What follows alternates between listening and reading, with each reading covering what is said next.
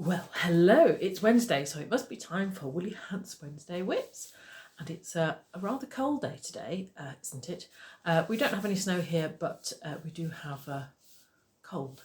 Anyway, so I'm wearing a nice jumper to keep me warm. This is designed by Lisa Richardson, and it's done in Rowan felted tweed, which is a lovely yarn. So they are lovely cables. You know, I like a little bit of a cable. So it's nice because it goes all the way down and it's shaped and it goes really over the bottom. So it's nice and warm. Sorry, excuse me, just wiggling around a bit. So what have I been up to this week? Well, on Monday, because it's Wednesday today, I went to Powis Castle with my friend Karen, and we went to see the Kaffe Fasset exhibition at Powis Castle. So if you don't know who Kaffe Fasset is, he's a designer, textile designer from San Francisco, and he does some fantastic knitting patterns, very colourful, but he also does quilts and he does other things and tapestries, and his trademark is the fantastic colours. So we did see lots and lots of really fantastic quilts and things like that, and also some amazing knitted shawls, which must have taken hours to do. I think I would go mad if I tried to follow a pattern to do that. So they're all dotted about in Powis Castle. So you go around the castle and you get a little brochure like this to show you where they all are. There's one section which has got some quilts in, which you can go up quite close, but you can't touch it, you can't take photographs. So anyway, it was rather a wonderful thing to see, and I might pop again in later on. Anyway, so the other thing is, guess what? There's a book you can buy with quilts in, and there's various other quilty things available in the shop at Powis Castle. So I would recommend going along to have a look, because Powis Castle is quite nice, the gardens are nice, and the exhibition's quite nice.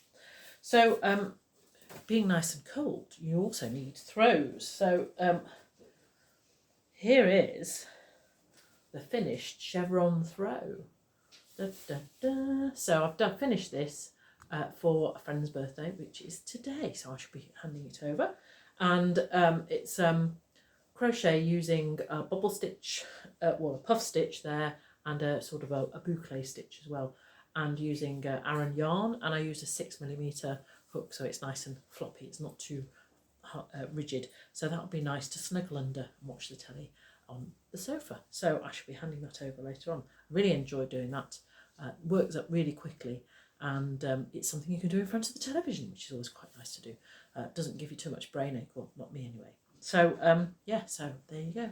Da, da, da.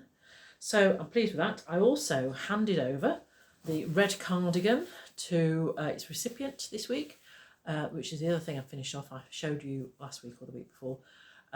So I've finished 2 big projects. So what do I do next? Well, I have a number of whips, so I might post those and say which one I should finish. See what you think. I've got to sort those out and see what I've got. I haven't really got any big projects which I have to do. There's a baby arriving in August, so I might have to look at doing a baby blanket for that. I tend not to do baby clothes because they grow out of them so quickly, and unless you've got lots of children all lined up to have them, then they might not get much wear. Anyway, so I'm doing that. So the other thing is, this week we're doing in next steps in crochet is we're doing having a look at granny squares. So we've got where is it here? This is a blanket of granny squares.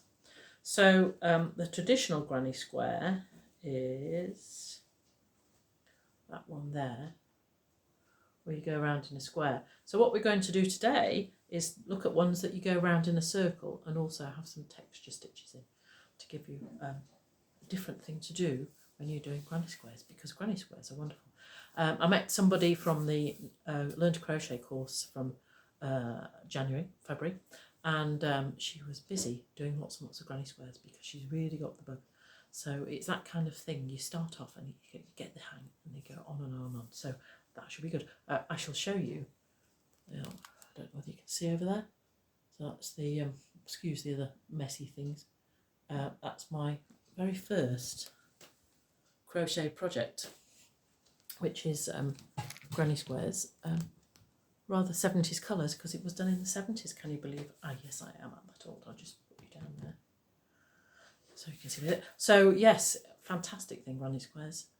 Really amazing things. They grow really quickly. The only thing that is the problem is weaving in the ends. When somebody invents something, a self-weaving in ends Granny Square, that would be fantastic.